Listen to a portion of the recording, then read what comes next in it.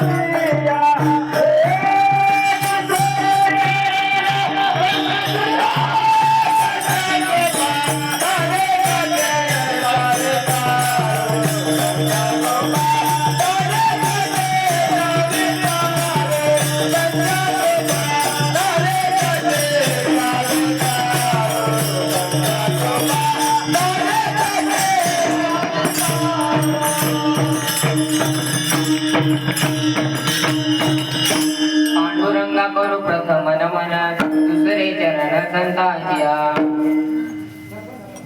नमो सद्गुरु तुकया ज्ञान दीपा नमो सद्गुरु सच्चिदानंद रूपा नमो सद्गुरु भक्त कल्याण मूर्ति नमो सद्गुरु भास्करा पूर्ण कीर्ती सेवे लागी सेवक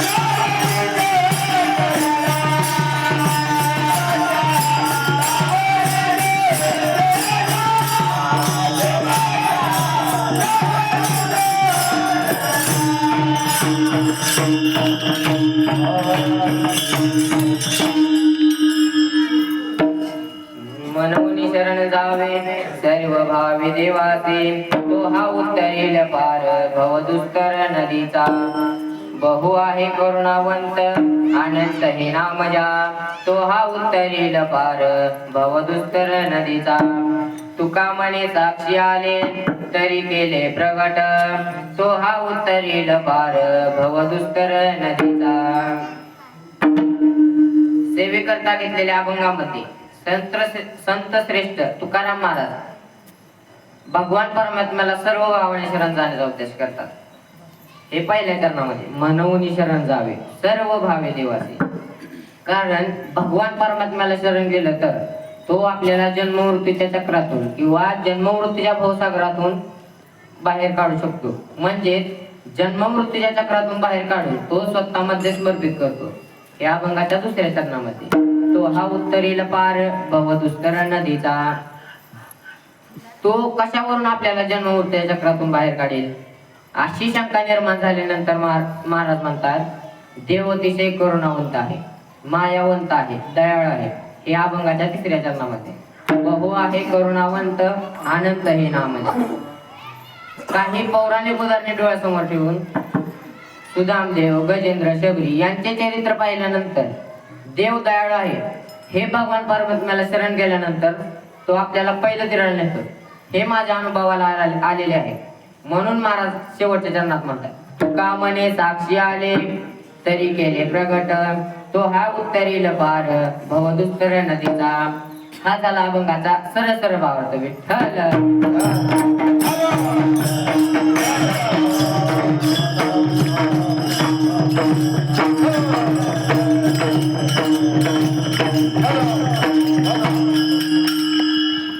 सेवेचे निमित्त आहे चालू असलेला श्रावण महिन्यातील कीर्तन महोत्सव. आयोजक व्यसनमुक्त युवक संघ बाबळगाव व युवा छावा व यांच्या वतीने मला आलेली दुसऱ्या सोमवारची कीर्तन सेवा. मी त्यांचे ऋणी आहे.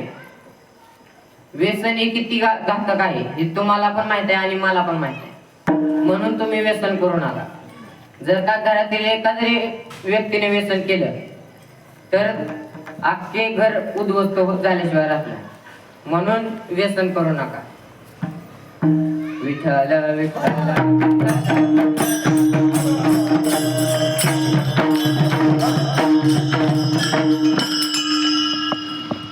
अभंगाच्या प्रथम चरणामध्ये संत श्रेष्ठ वैराग्याचे महावीरू सर्व जगताचे गुरु भक्ती क्षेत्रामध्ये ज्यांचे ठिकाण कळसाच्या ठिकाणी आहे असे असणारे श्रीमंत जगद्गुरु तुकाराम महाराज आपल्याला भगवान परमात्म्याला सर्व भावाने शरण जाण्याचा उपदेश करतात. कारण मनुष्य म्हणून जन्माला आल्यानंतर जर का आपण भगवान परमात्म्याला शरण नाही गेलं तर जसे एखादा शेतकरी जसे डोंगराचा नदीचा उगम डोंगराच्या माथ्याशी होतो. जर का त्या नदीने समुद्राला मिळायचेच नाही असं ठरवले तर त्या नदीने किती दिवस प्रवास केल्यावर त्या नदीला शांती मिळेल? 1 दिवस, 2 दिवस, 1 आठवडा, 1 महिना त्या नदीला शांती मिळणार नाही. किंवा पाण्यातील माशाने जर का पाण्यातच नाही राहायचे ठरवले तर तो मासा जगेल का? नाही जगणार. तिसरं उदाहरण आहे एका लहान बाळाने किंवा सासरी नांदणाऱ्या मुलीने जर का आईचे वात्सल्य मिळवण्याकरता आईच्या कुशीत जाण्याचा विचारच नाही केला तर त्या लहान बाळाला किंवा त्या सासरी नांदणाऱ्या मुलीला आईचे वात्सल्य मिळेल का? नाही मिळणार. या सर्व गोष्टीचा विचार करता महाराज म्हणतात आपण देवाला सर्व भावाने शरण गेलं पाहिजे. त्याला डोळे भरून पाहिले पाहिजे. त्याला डोळे भरून पाहिल्यानंतर तुमच्या जन्माचे सार्थक झाल्याशिवाय राहणार नाही. तुकाराम महाराज म्हणतात तुका म्हणे जन्मा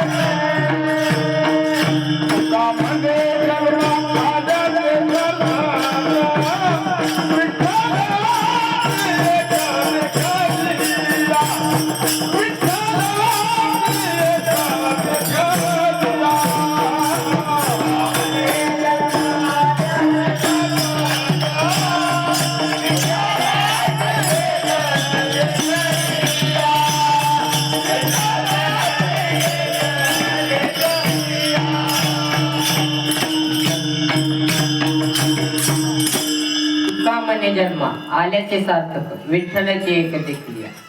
म्हणून जन्माला आल्यानंतर पांडुरंग परमात्म्याला शरण जायला पाहिजे.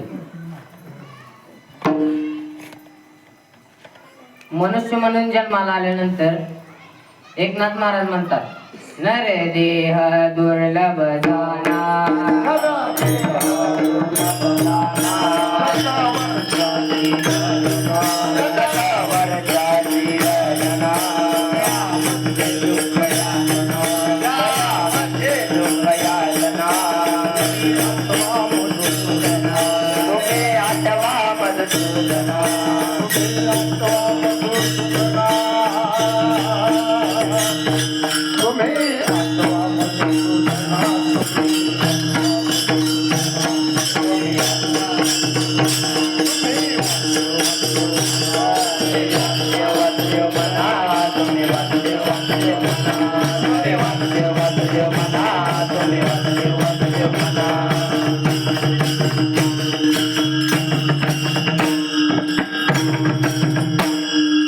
त्यावेळेस नामदेव महाराज म्हणतात, एक एक योनी कोटी कोटी फेरा मग लागे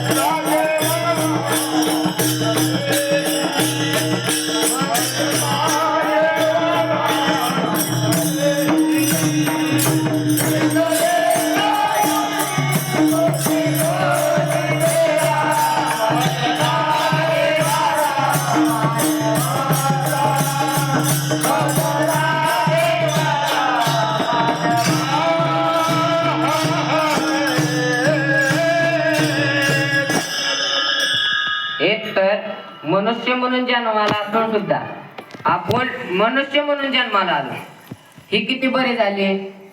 त्यावेळेस तुकाराम महाराज म्हणतात, बरवे झाले आलो या जन्मासी, बरवे आलो या जन्मासी,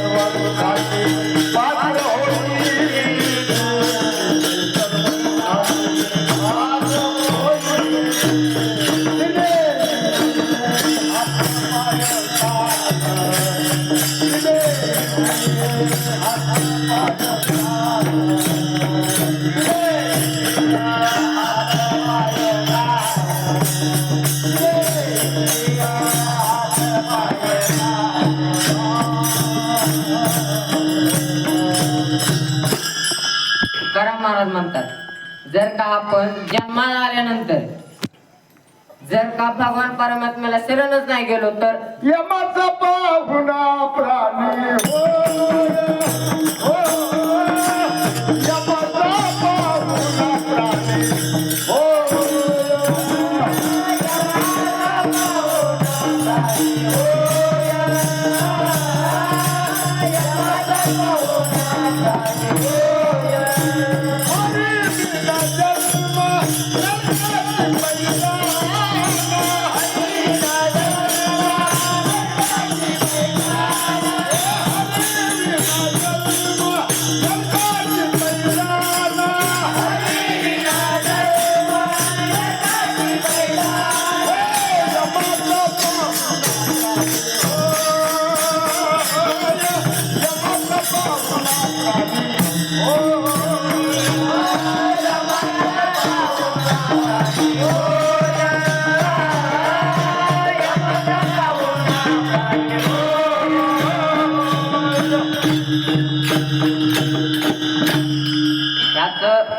उदाहरण असं आहे, एखादा शेतकरी दुष्काळ पडल्यानंतर जर का त्याच्या शेतातील पिके जळून जाऊ लागली तर तो काय करतो, बोर मारण्यासाठी बोरचे मिशन घेऊन येतो.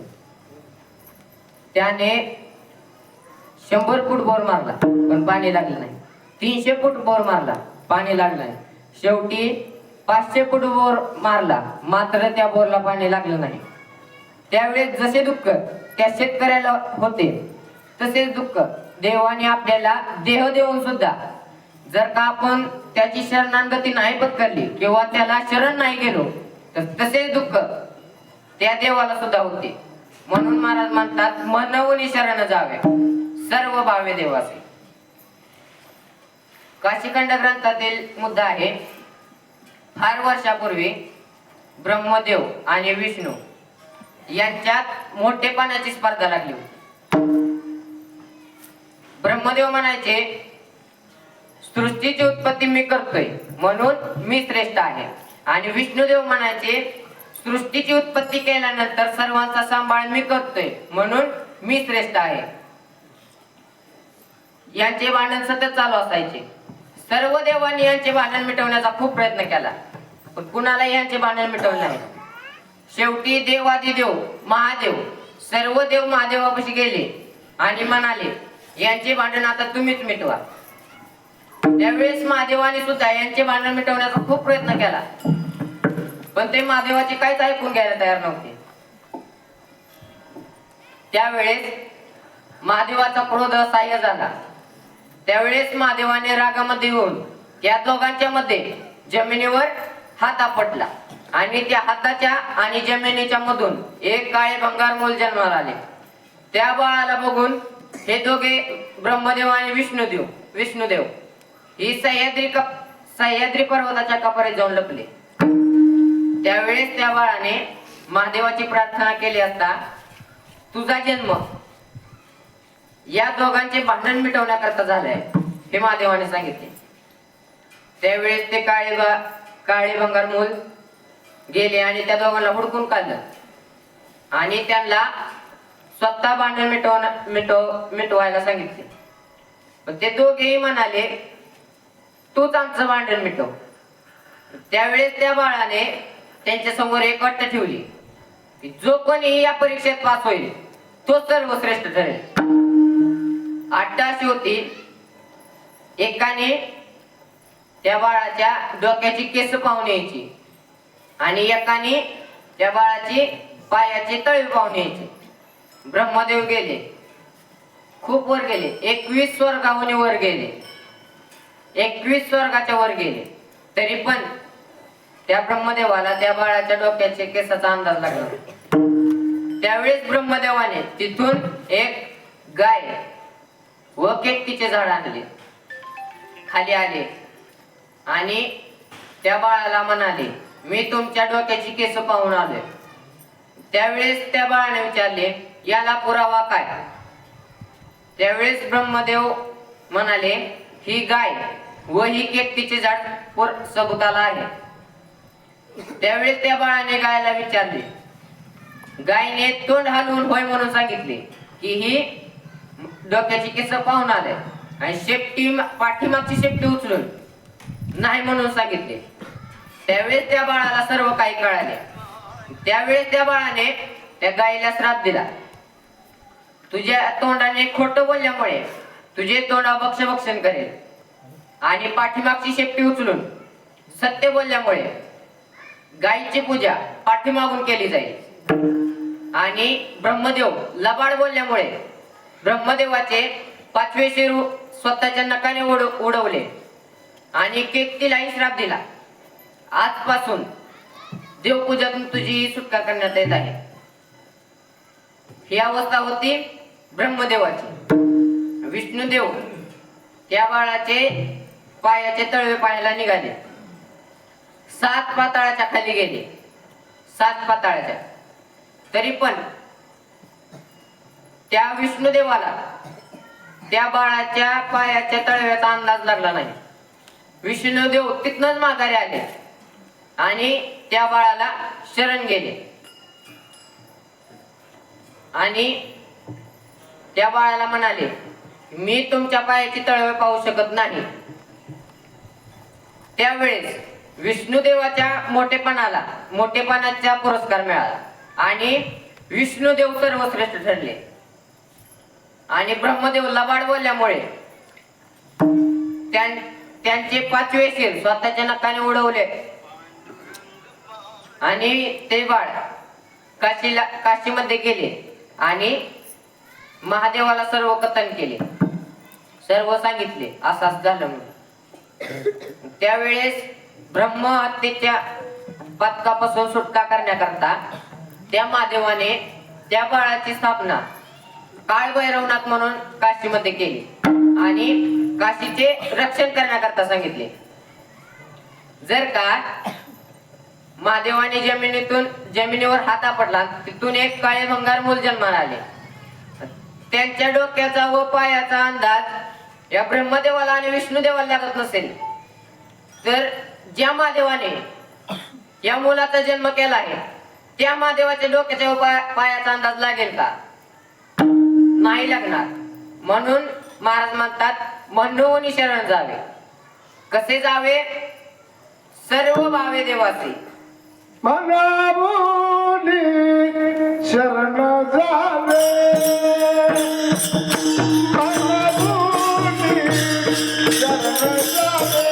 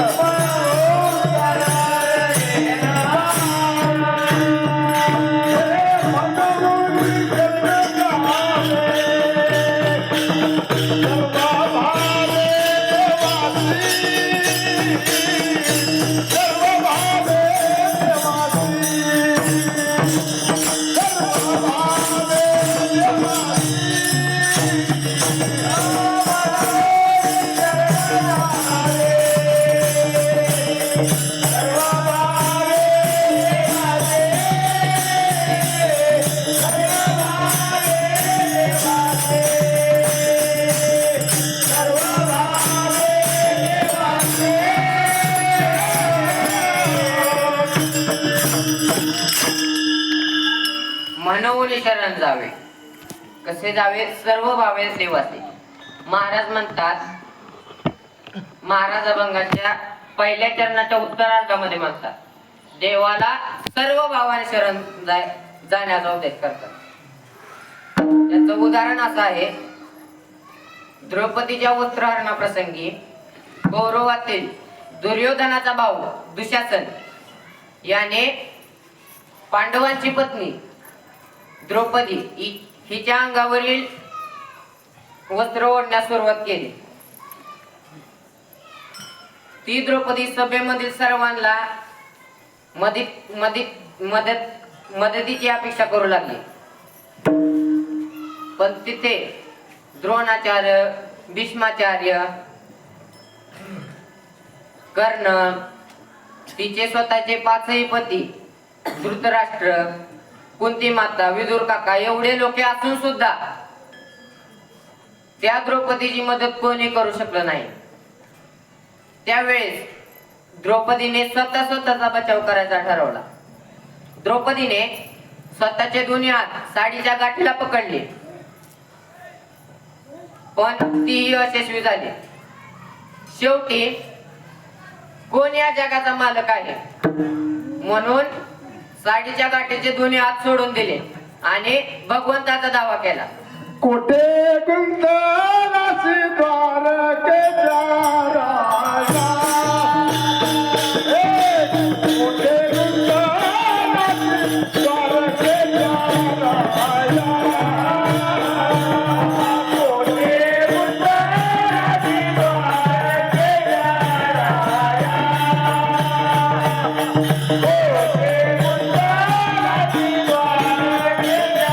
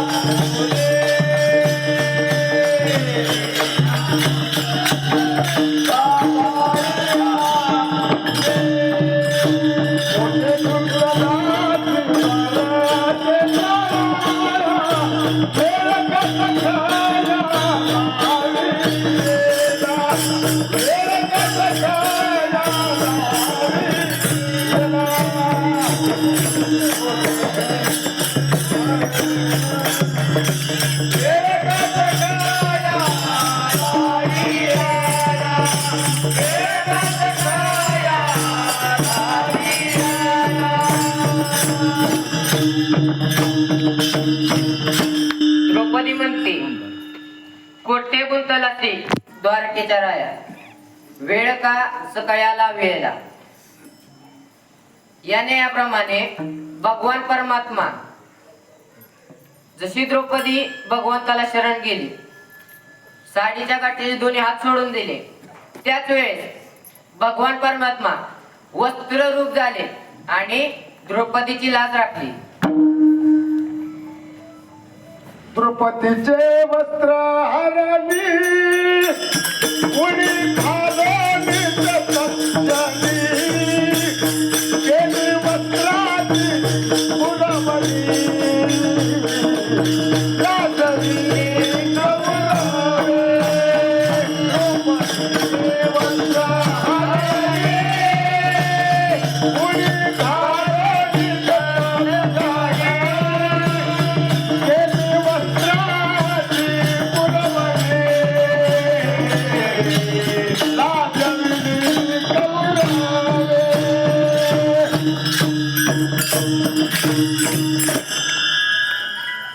म्हणून महाराज म्हणतात आपण देवाला सर्व भावाने शरण गेलं पाहिजे.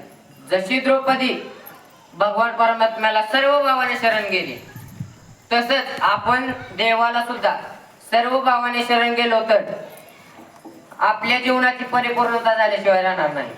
तो हा उतारीला पार हो, तो हा उतारीला पार हो, तो हा उतारीला पार तो हा उतारीला पार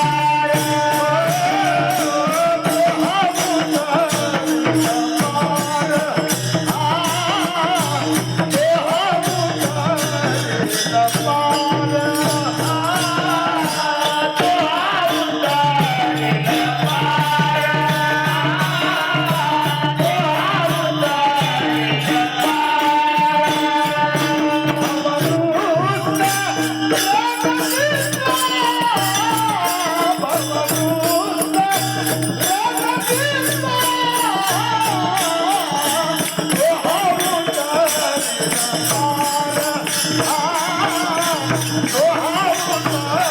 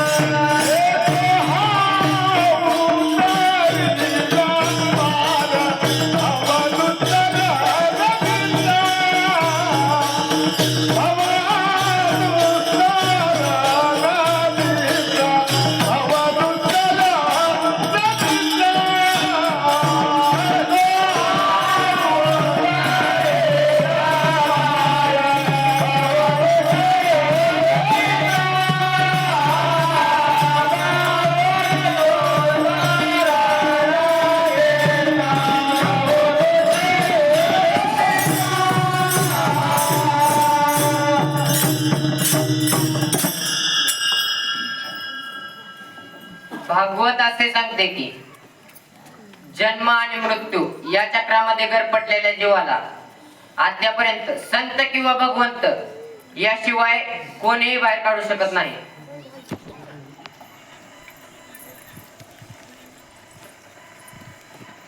ज्ञानेश्वर महाराज म्हणतात आतापर्यंत खूप लोकांनी या भावसागरामध्ये उड्या टाकल्या, पण अद्यापर्यंत संत किंवा भगवंत याशिवाय जन्म मृत्यूच्या चक्रातून कोणीही बाहेर निघू शकत निघलं नाही. एका चक्र पाणी वाचोनिया, एका चक्र पाणी वाचोनिया, एका चक्र पाणी वाचोनिया, एका चक्र पाणी वाचोनिया, तुकामध्ये तुका सोनावी वाचोनिया,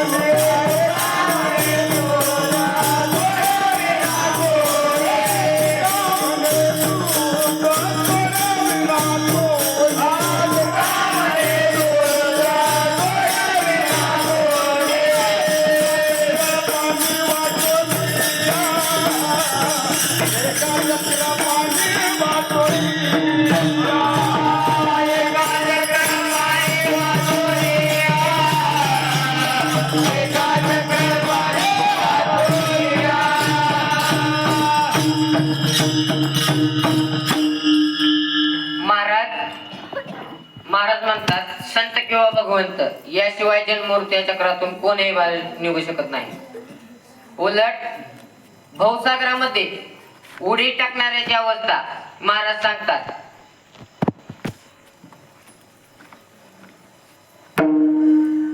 आतापर्यंत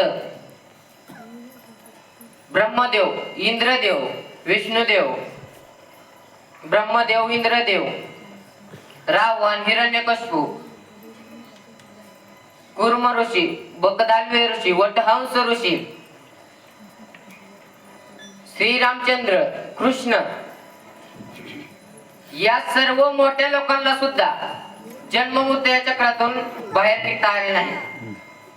त्यावेळेस तुकाराम महाराज म्हणतात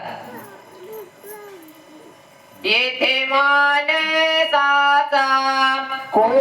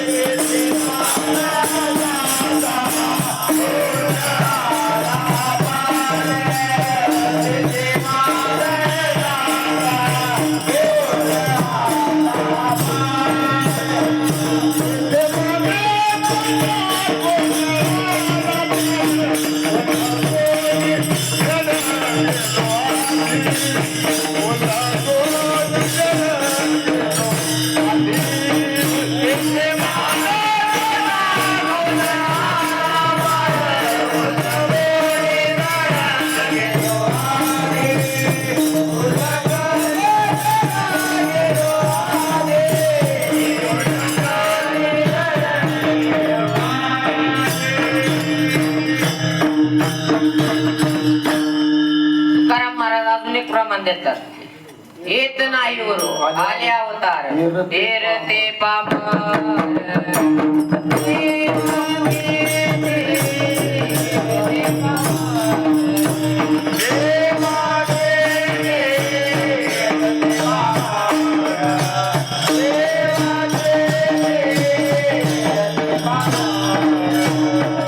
Hey!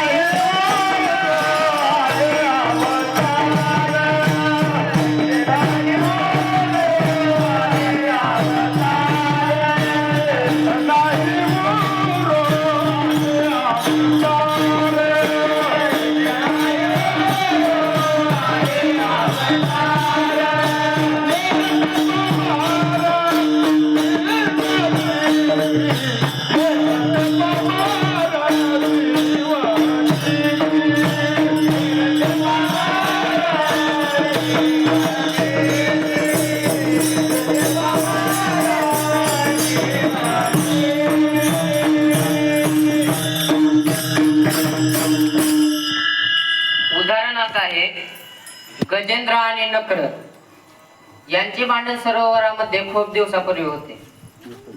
गजेंद्राचे नातेवाईक म्हणायचे केव्हा तरी पिकलेले पान गळून पडेल, म्हणून त्या गजेंद्राला सर्व नातेवाईक सोडून गेले. त्यावेळेस तो गजेंद्राने त्या सरोवरामधील एक कमळाचे फूल तोडून भगवान परमात्म्याला वाहिले आणि भगवान परमात्म्याने येऊन त्या गजेंद्राला जन्ममृत्यू चक्रातून बाहेर काढले. अनाथाचा नाथ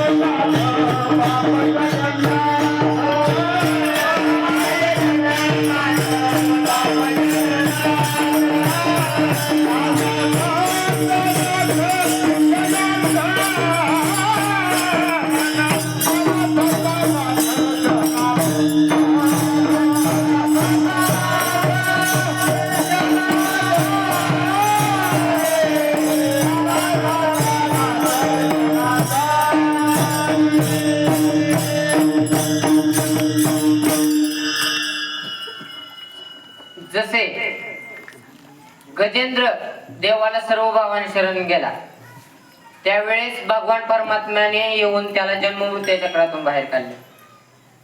म्हणून महाराज म्हणतात तो हा उत्तरेल पार बहुदुस्तर नदीचा. महाराज अभंगाच्या 3ऱ्या चरणात म्हणतात देव अतिशय करुणावंत आहे, मायावंत आहे, दयाळू आहे, बहु आहे करुणावंत, अनंत आहे नाम जा. उदाहरण असं आहे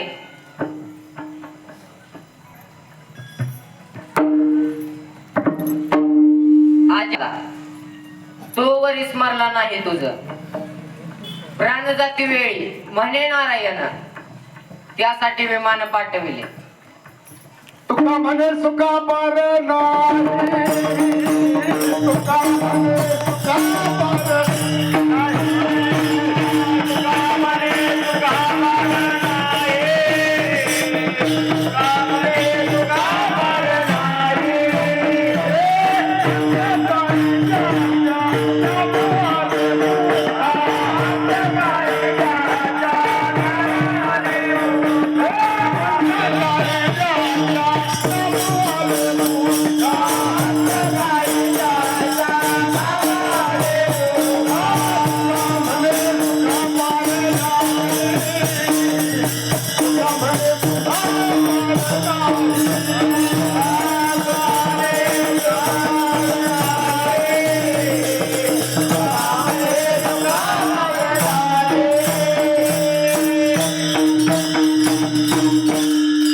याचा उदाहरण असा आहे आजमिळ नावाचा वेदशास्त्र संपन्न ब्राह्मणाचा मुलगा कीर्तन प्रवचन करत होता.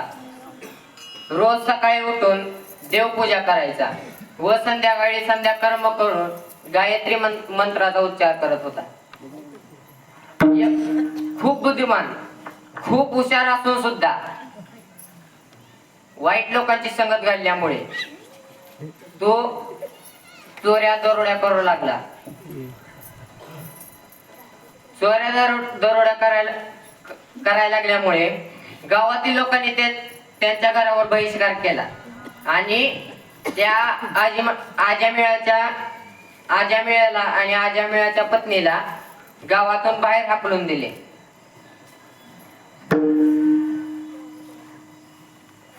त्यावेळेस तो आजामेळ त्या जंगलामध्ये झोपडी बांधून राहू लागला आणि त्याचे नैमित्तिक काम करू लागला. चोऱ्या दरोड्या. काही दिवसांनी त्या गावामध्ये एक वारकऱ्यांची दिंडी आली. मुक्काम कुठं करायचा असा प्रश्न दिंडीतील काही वारकऱ्यांना पडला. मग चौकातील माणसांनी आज्यामेळ्याच्या झोपडीचा रस्ता दाखवला. त्यावेळेस सर्व वारकरी आज्यामेळ्याच्या घरी गेले. आज्यामेळ्याच्या घरी आज्यामेळ्याची पत्नी होती. तिला काही दिवस गेलेले होते. त्यावेळेस ती पत्नी म्हणाली, तुम्ही इथे कशाला आलाय? ही झोपडी चोराची आहे. जर का तुम्हाला इथं त्या चोरानं बघितलं तर ती तुम्हाला मारल्याशिवाय राहणार नाही. तेवढ्यातच आज्यामेळ चोर आला आणि त्या सर्व वारकऱ्यांना धमकावून जाण्यासाठी सांगू लागला. वारकरी म्हणले, आमची एक अट आहे.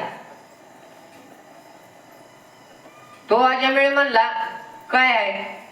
मग ते वारकरी म्हणले, जर का आता जन्माला येणाऱ्या मुलाचे नाव जर का तू नारायण ठेवत असशील तरच आम्ही इथनं जाणार.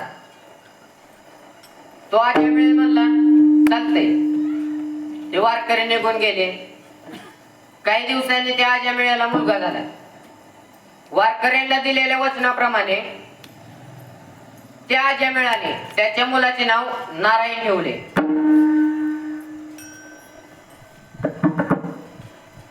आज्यामेळाचे वय झाले. वय झाल्यानंतर त्याच्या अंगामध्ये ताप भरला. झोपेमध्ये बडबडत असताना तो म्हणाला, माझ्यानंतर माझ्या नारायणाचे कसे होईल? हे वरच्या नारायणाला ऐकू गेले. त्यावेळेस वरच्या नारायणाने स्वतःचे विमान पाठवले. 2 सेवक पाठवले आणि त्याला वैकुंठात घेऊन गेले. जर का जसा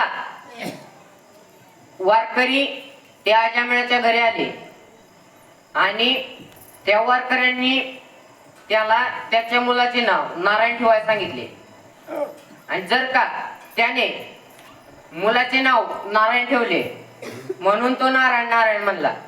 म्हणून आपण सुद्धा आपल्या आपल्या मुलींचे नाव देवावर ठेवायला पाहिजे.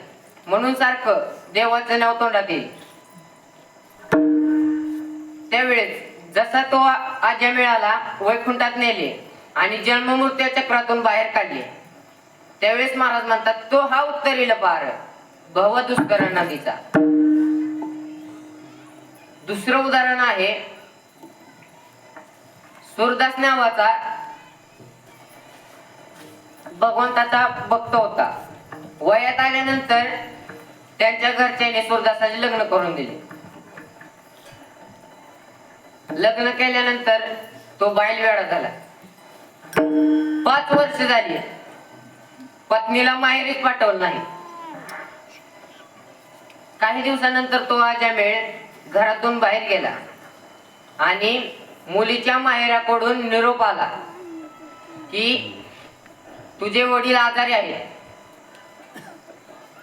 मग त्या सूरदासाच्या आईने सूरदासाच्या परस्पर सुनेला माहेरी पाठवलं.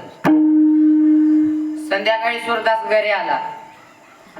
आईला विचारल्या, पत्नी कुठं आहे? सूरदासाची आई म्हणाली, मी तिला माहेरी पाठवलं आहे. का? तिचे वडील आजारी आहेत. तो सूरदास तिथून लगेच हल्ला आणि सासरवाडीचा रस्ता धरला. नदी पार केली आणि गावामध्ये पोहोचला. तिची पत्नी 3ऱ्या मजल्यावर राहत होती. पावसाळ्याचे दिवस होते. साप भिंतीवर चढत होता. साप. त्यावेळेस त्या सूरदासाला वाटलं की आपल्याला वर चढण्याकरता बायकोनं आपल्यासाठी दावड खाली टाकले. म्हणून तो सूरदास त्या सापाची शेपटी पकडून वर गेला. त्याला शेवट वर चढपर्यंत कळलं सुद्धा नाही की आपण सापाला पकडून वर चढतोय. तो आत गेला आणि पत्नीला बोलला, खूप बोल लागला. त्यावेळेस पत्नी म्हणाली, माझ्या देहाची इतकी अपेक्षा करण्यापेक्षा जर का तुम्ही भगवंताला शरण गेला तर तुमच्या जीवनाचे सार्थक होईल. त्यावेळेस त्या सूरदासाने पत्नीला गुरु मानून त्या घरातून बाहेर आला आणि वाटेने चालू लागला. सूरदासाचे डोळे वाईट पाहू लागल्यामुळे त्याने स्वतःचे दोन्ही डोळे काढून टाकले आणि तो दृष्टीहीन झाला. डोंगरदऱ्याच्या कड्यातून जाऊ लागला आणि एकच मंत्र म्हणायचा, कृष्ण कृष्ण जय कृष्ण कृष्ण, कृष्ण कृष्ण जय कृष्ण कृष्ण.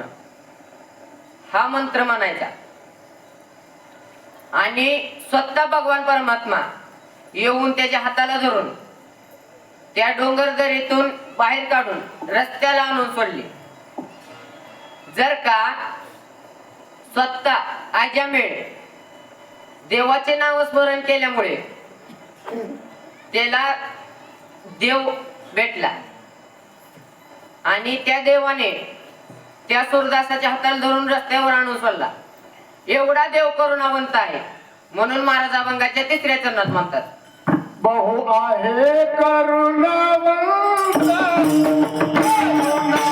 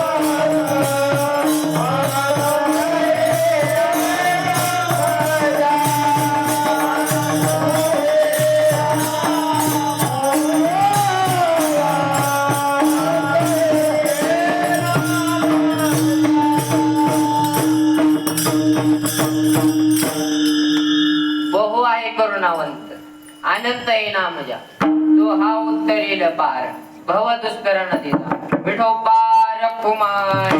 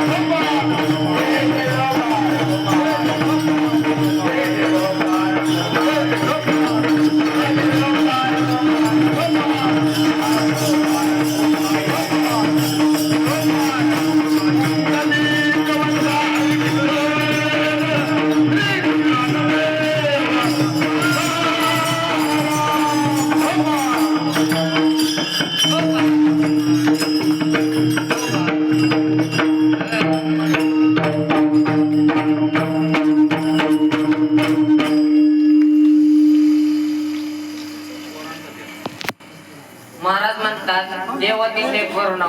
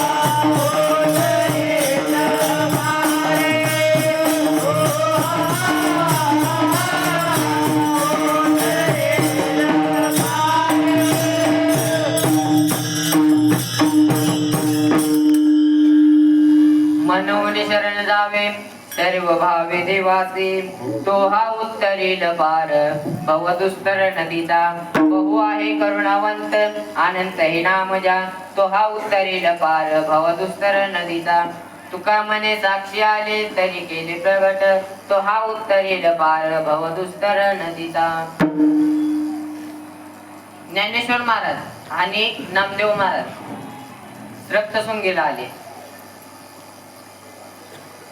त्यावेळेस ज्ञानेश्वर महाराज त्या दिवशी त्या ज्ञानेश्वर महाराजांची कीर्तन सेवा होती. त्याच गावामध्ये एक दरोडेखोर राहत होता. तो जंगलामधून एक रस्ता जात होता. त्या रस्त्याला थांबायचा आणि माणसं अडवायचा आणि त्यांच्यापासून दागिने पैसे घ्यायचा आणि त्याच्यावर जगत होता. त्यावेळेस ज्ञानेश्वर महाराजांची कीर्तन सेवा चालू झाली. 7 वाजता कीर्तन सेवा चालू झाली. तो दरोडेखोर दरोडे टाकण्यासाठी रस्त्यावर उभा राहिला होता. त्यावेळेस त्याच्या कानावर त्या ज्ञानेश्वर महाराजांचा आवाज ऐकू गेला. तो म्हणाला, आज कोणतर नवीनच दिसतंय. मग तो गेला मंडपाच्या बाहेर थांबला. कीर्तन ऐकलं आणि कीर्तन झाल्यानंतर ज्ञानेश्वर महाराजांच्या पाया पडलं आणि ज्ञानेश्वर महाराजांना म्हणलं, उद्याचा मुक्काम तुम्ही आमच्या झोपडीवर करा. मग ज्ञानेश्वर महाराजांनी नामदेव महाराज होय म्हणले. दुसऱ्या दिवशी दरवाजा वाजला. त्या चोराच्या पत्नीने दरवाजा उघडला. नामदेव महाराज आणि ज्ञानेश्वर महाराज आले होते. त्यावेळेस त्या दरोडेखोराच्या पत्नीने दरोडेखोराला उठवले आणि म्हणाले, बघा बर बाहेर कोण तर आले. मग तो चोर गेला. दरवाज्यातनं बघितलं तर ज्ञानेश्वर महाराज आणि नामदेव महाराज आले. तो चोर म्हणला, ह्यांना संध्याकाळच्या 5 वाजता हे सांगितलेलं, सकाळच्या 5 वाजता आले ते. मग ते चोर म्हणला, तू काय कर, पाणी गरम करायला ठेव. जोपर्यंत मी येत नाही तोपर्यंत ह्यांना आंघोळीला पाणीच देऊ नको. त्यावेळेस तो चोर त्या जंगलातून त्या रस्त्यावर गेला आणि वाट पाहू लागला, कोण येतंय कोण नाही. त्यावेळेस दिवसभर कोणी आलं नाही. संध्याकाळच्या 5 वाजल्या. ती सकाळच्या 5 वाजता ती चोऱ्या करायला गेलत. संध्याकाळच्या 5 वाजल्या तरी पण त्या रस्त्याला एक सुद्धा माणूस आला नाही. त्यावेळेस त्या चोराने भगवंताचा दावा केला. म्हणला, विठ्ठला, मी इतक्या दिवस चोऱ्या केल्या, त्याच मला इतकी मी माणसं मारली, पण मला त्याचं पुण्य देऊ नको. पण आज माझ्या घरी 2 वारकरी जेवण करण्यासाठी आले. त्यांना सुद्धा मी जेवण करून त्यांना घालू शकत नसते, तर माझ्या जीवनाचा काय अर्थच राहिला नाही. त्यावेळेस विठ्ठलाला त्या चोराची दया आली आणि विठ्ठल रुक्मिणी मातेला म्हणाले, सर्व अलंकार घाला, सोन्याचे घाला, चांदीचे घाला. रुक्मिणी माता म्हणाल्या, कशाला घालायचे? विठ्ठल म्हणाले, आपल्याला एका भक्ताकडे जायचे. रुक्मिणी माता म्हणाल्या, इतके डागडागिने घालून कशाला जायचे? विठ्ठल म्हणाले, ते डागडागिने त्यालाच द्यायचे ती.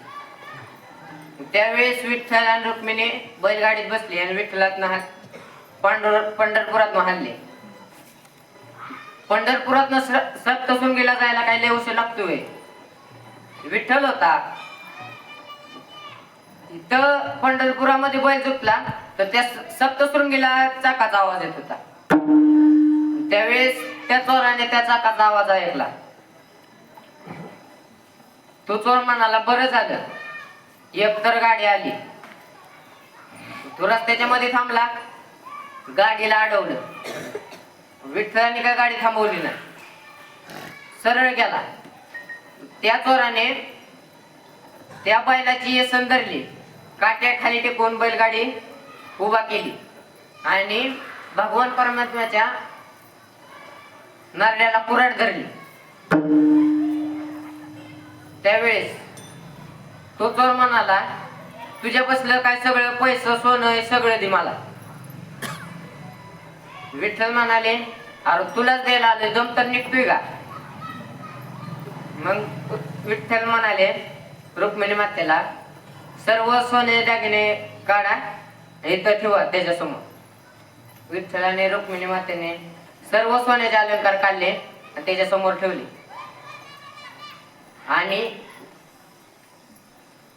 त्या चोराने ते सर्व सोनं घेतलं आणि बाजारात जाऊन विकलं आणि त्या पैशातून आलेल्या पैशातून बाजार आणला आणि त्यात ज्ञानेश्वर महाराजांना आणि नामदेव महाराजांना जेवण घातले.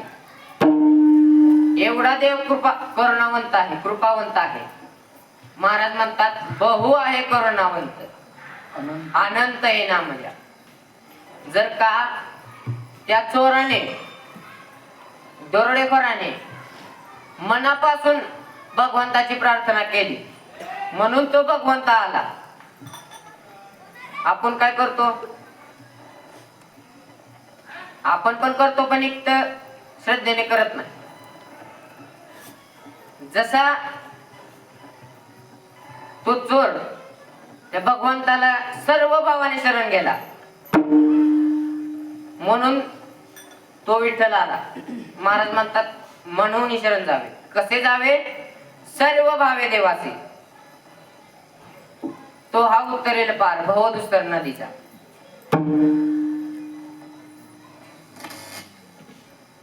ज्ञानेश्वर माऊली ज्ञानराज माऊली. ज्ञानेश्वर माऊली, ज्ञानराज माऊली,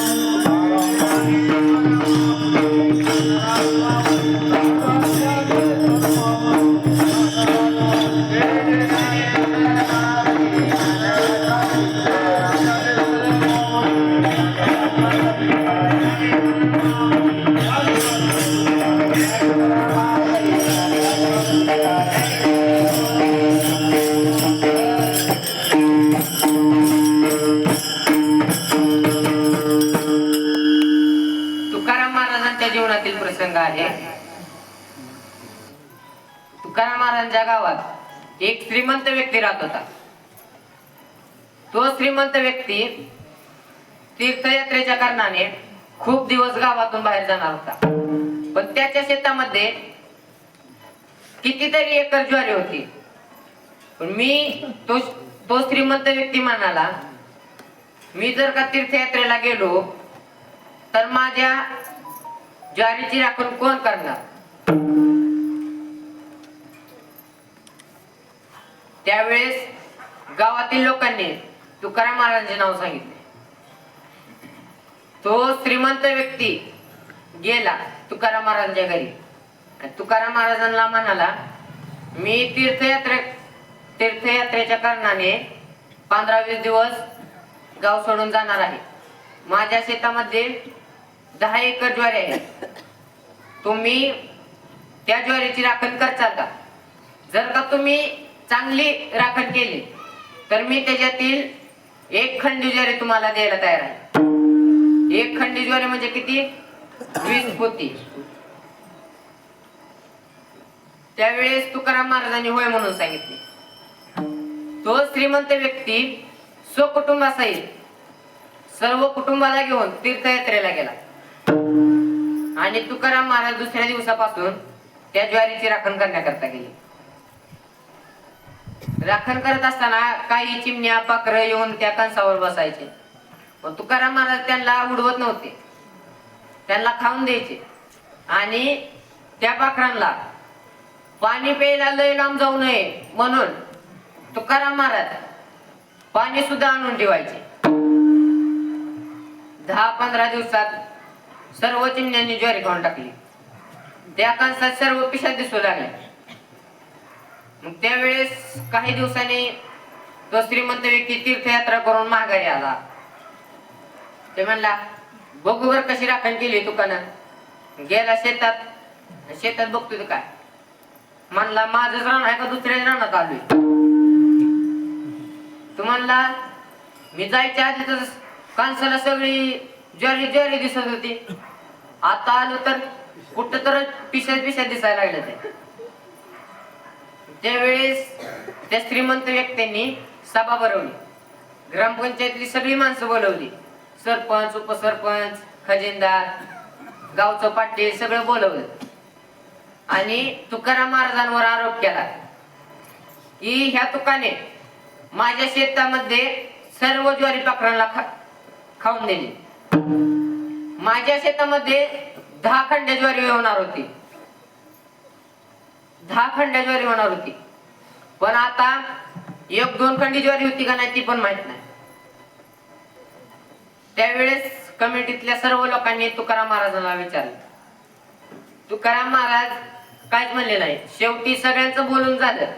त्यावेळेस तुकाराम महाराज म्हणाले, आता झालेलं झालं, पण आता त्या ज्वारीची मळणी करा. आणि तो श्रीमंत व्यक्ती म्हणलाय ना, माझ्या रानात 10 खंडी ज्वारी होईल. तुकाराम महाराज म्हणाले, 10 खंडी ज्वारी नाही झाली तर मी पदर द्यायला तयार आहे. माझी मी कुठनं पण आणून दे.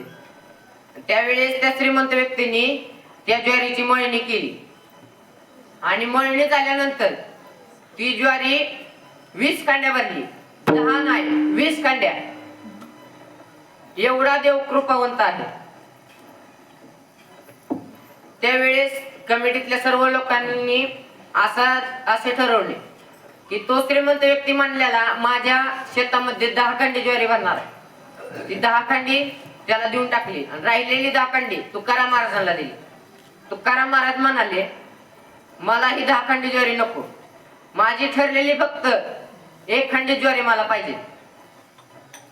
त्यावेळेस ती राहिलेली 9 कांडी ज्वारी तुम्हाला काय करायचं ती काय पण करा म्हणली. त्यावेळेस कमिटीतल्या सर्व लोकांनी ती ज्वारी विकली. त्या आलेल्या पैशातून देहूमध्ये विठ्ठलाचं मंदिर बांधलं.